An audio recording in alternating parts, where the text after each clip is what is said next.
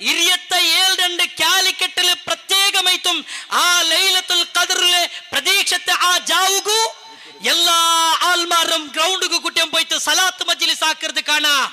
ഇശാ നിസ്കരിച്ചാൽ പിന്നെ സ്റ്റാർട്ട് ആയെങ്കിൽ ഫജ്ർ തോളും അവിടെ ഇങ്ങനെ സലാത്ത് മജ്ലിസ് എത്തിക്കൽ ഉസ്താദുമാരെല്ലാരും സ്റ്റേജിലും വെച്ചിട്ട് സലാത്ത് ചൊല്ലോ.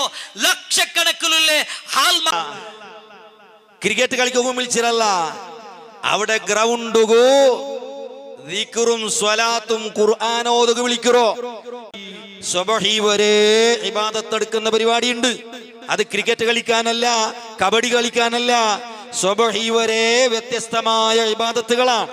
അവിടെ യാസീൻ ഓതാനുണ്ട്, ലാ ഇലാഹ ഇല്ലല്ലാഹ് ചൊല്ലാനുണ്ട്, സ്വലാത്തുണ്ട്, ഒരുപാട് ദിക്റുണ്ട്, അതുപോലെ തഹജ്ജുദ് നിസ്കാരമുണ്ട്, അതുപോലെ തന്നെ തറാവീഹ് നിസ്കാരം, വിത്ർ നിസ്കാരം, അങ്ങനെ ഒരുപാട് നിസ്കാരങ്ങളും ദിക്റും സ്വലാത്തും ഖുർആനോത്തും അതുപോലെ ഇൽമിന്റെ സദസ്സുകളും ഒക്കെ ഉൾക്കൊള്ളുന്ന പോരിശയാക്കപ്പെട്ട മജ്ലിസാ. അടുത്ത് ഞങ്ങളെ റായത്തില് സുന്നി സഹോദരന്മാരുള്ള പള്ളിയില് നിസ്കാരത്തിൽ പിന്നെ 10 വട്ട ലാ ഇലാഹ ഇല്ലല്ലാഹ് ചൊല്ലൊരു ഇതുണ്ട്. ഇത് എവിടെ വന്നോ? ഇതൊരു 20 വർഷം മുതൽ ಇಂತ ഇത് ഈ ഇവിടെ 10-50 വർഷം 7 വർഷമായ ബൈസരങ്ങില്ലേ നിങ്ങളെ പള്ളിയിലില്ലേ? 20 വർഷം പിന്നെ തുടങ്ങിയ ലാ ഇലാഹ ഇല്ലല്ലാഹ്. ഇയാൾ എവിടെ വന്നരേ? ഉഗാണ്ടത്തെ വന്നിരമാ? 10-20 വർഷമായിട്ട് ലാ ഇലാഹ ഇല്ലല്ലാഹ് ചൊല്ലു. എവിടെമാ ഉഗാണ്ടത്തെ ഈ മൗലവിരെ കൂമന്നിരി? ഇത് ഇമാം തിർമിദി റളിയല്ലാഹുവിന്റെ അവിടുത്തെ സുനൻ തിർമിദി, അതിൽ കാണാം നബി സല്ലല്ലാഹു അലൈഹി വസല്ലമ തങ്ങൾ പറയിട്, ഫഇദാ സ്വല്ലൈതും, നിങ്ങൾ നിസ്കരിച്ചാൽ, ഫഖൂലു സുബ്ഹാനല്ലാഹി 33 മറ, 33 വട്ടം ലാ സുബ്ഹാനല്ലാഹ് എന്ന് പറയൂ.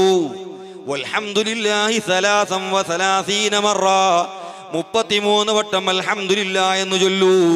വല്ലാഹു അക്ബർ 34 മറ, അല്ലാഹു അക്ബർ എന്ന് 34 വട്ടം ചൊല്ലൂ. വലാ ഇലാഹ ഇല്ലല്ലാഹ്, ലാ ഇലാഹ ഇല്ലല്ലാഹ് എന്ന് ചൊല്ലിക്കോ 10 മറ, 10 വട്ടം ലാ ഇലാഹ ഇല്ലല്ലാഹ് എന്ന് ചൊല്ലൂ.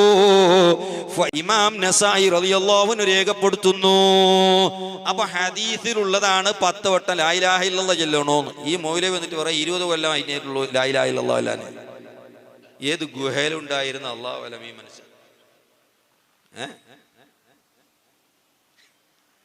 അതിനടുത്ത് എന്തായെങ്കിലും 33 വട്ട ലാ ഇലാഹ ഇല്ലല്ലാഹ് ചൊല്ലു. അസ്തഗ്ഫിറുല്ലാഹ് 1433 വട്ട ചൊല്ല്. ഇങ്ങനെ ആൾമാരെ ബെർദുകും അങ്ങനെ ടൈമിന് വേസ്റ്റ് ആക്കുക ഇങ്ങനെ കണക്ക് ചൊന്തു കൊടുക്കുന്നതായോ ഈ സമുദായ. ഇത് അഹ്ലുസുന്നത്ത് വൽ ജമാഅത്ത് അല്ല. സുബ്ഹാനല്ലാഹ്, അള്ളാഹുവിന്റെ ദിക്റ് ചൊല്ലുന്നത് വേസ്റ്റ് ആണ് പോലും. അള്ളാഹുവിന് ദിക്റ് ചൊല്ലുന്നത് വേസ്റ്റാണ്. ഈ മൗലൈമാർക്ക് ദീൻ എന്താണെന്ന് തിരിഞ്ഞിട്ടുണ്ടോ? നിങ്ങൾ മനസ്സിലാക്കണം. ഇവർ ചില ഉദാഹരണങ്ങളൊക്കെ പറയലുണ്ട്. ഇവരുടെ ചതി നിങ്ങൾ മനസ്സിലാക്കണം. സമയം നിശ്ചയിക്കപ്പെടാത്ത, എണ്ണം നിശ്ചയിക്കപ്പെടാത്ത ഒരു കർമ്മത്തിനിക്ക് നമ്മുടെ വകയായി സമയം നിശ്ചയിക്കാൻ പറ്റും. യാതൊരു കുഴപ്പം അതിനില്ല, അതിന് തെറ്റൂല. അങ്ങനെയുള്ള കർമ്മങ്ങളുണ്ട്. ഒരു ഉദാഹരണം പറയാം. ഒരു മനുഷ്യൻ, അയാൾ ഗവൺമെന്റ് ഉദ്യോഗസ്ഥനാണ്. അയാൾക്ക് ഞായറാഴ്ച മാത്രമേ ഒഴിവുള്ളൂ. അല്ലാത്ത ദിവസം അദ്ദേഹത്തിന് ഒരു ദിക്റ് ചൊല്ലാനോ ഖുർആൻ ഓതാനോ സമയം കിട്ടുന്നില്ല. ഞായറാഴ്ച ദിവസം അദ്ദേഹത്തിന്റെ ലീവ് ദിവസമാണ്. അപ്പൊ അയാൾ തീരുമാനിച്ചു, എനിക്ക് എല്ലാ ഞായറാഴ്ചയല്ലേ ഒരു ഒഴിവ്, അതുകൊണ്ട് എനിക്ക് അന്ന് ഒരു 100 സ്വലാത്ത് ചൊല്ലണം, അല്ലെങ്കിൽ ഒരു 300 സ്വലാത്ത് ചൊല്ലണം, ഒരു 500 ലാ ഇലാഹ ഇല്ലല്ലാഹ് ചൊല്ലണം എന്ന് അയാൾക്ക് തീരുമാനിക്കാമോ? അയാൾക്ക് തീരുമാനിക്കാം. അയാൾക്ക് 500 തീരുമാനിക്കാം, 1000 തീരുമാനിക്കാം. അയാൾക്ക് ഇഷ്ടമുള്ളത്ര നിശ്ചയിക്കാനുള്ള സ്വാതന്ത്ര്യമുണ്ട്. അത് ഇസ്ലാം വിരോധിക്കുന്നില്ല. ഇങ്ങനെ എണ്ണം നിശ്ചയിക്കപ്പെടാത്ത, പ്രത്യേകമായി സമയം നിശ്ചയിക്കപ്പെടാത്ത കർമ്മങ്ങളും പരിശുദ്ധമായ ഇസ്ലാമിലുണ്ട്.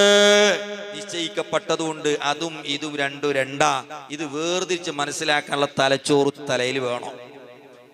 അതില്ലാത്തത് കൊണ്ടാ ഈ നിലക്കുള്ള വിവരക്കേട് പറയുന്നത്. അപ്പൊ എനിക്ക് എൻ്റെ വീട്ടിൽ ഞാൻ എൻ്റെ മക്കളോട് പറയുന്നു, മക്കളെ, നിങ്ങൾ രാവിലെ എണീച്ച ഒരു 100 ലാ ഇലാഹ ഇല്ലല്ലാഹ് ചൊല്ലണോ? അത് ഹദീസിൽ വന്നതാ? അല്ല. ലാ ഇലാഹ ഇല്ലല്ലാഹ് ചൊല്ലണമെന്ന് ഹദീസിലുണ്ട്. അഫ്ളലു ദിക്രി ലാ ഇലാഹ ഇല്ലല്ലാഹ്, ദിക്റുകളുടെ കൂട്ടത്തിൽ ഏറ്റവും ശ്രേഷ്ഠമായത് ലാ ഇലാഹ ഇല്ലല്ലാഹ്. അതിന് ഒരു 100 എന്ന എണ്ണം എനിക്ക് നിശ്ചയിക്കാമോ? എനിക്ക് നിശ്ചയിക്കാം. അതിന് സ്വാതന്ത്ര്യമുണ്ട്. അതിന് സമയം നിശ്ചയിക്കാമോ? നമുക്ക് നിശ്ചയിക്കാം. അത് പ്രത്യേകം അത്ര എണ്ണം ചൊല്ലൽ സുന്നത്തുണ്ട് എന്ന വിശ്വാസത്തിലല്ല, എന്റെ സൗകര്യത്തിന് വേണ്ടി മാത്രമേ അത്ര നിശ്ചയിക്കുന്നുള്ളൂ. അതിന് സമയം നിശ്ചയിക്കാം എനിക്ക്, പക്ഷെ ആ സമയത്ത് പ്രത്യേക സുന്നത്തുണ്ട് എന്ന വിശ്വാസം ഉണ്ടായിക്കൂടാ. അത്രേ ഉള്ളൂ.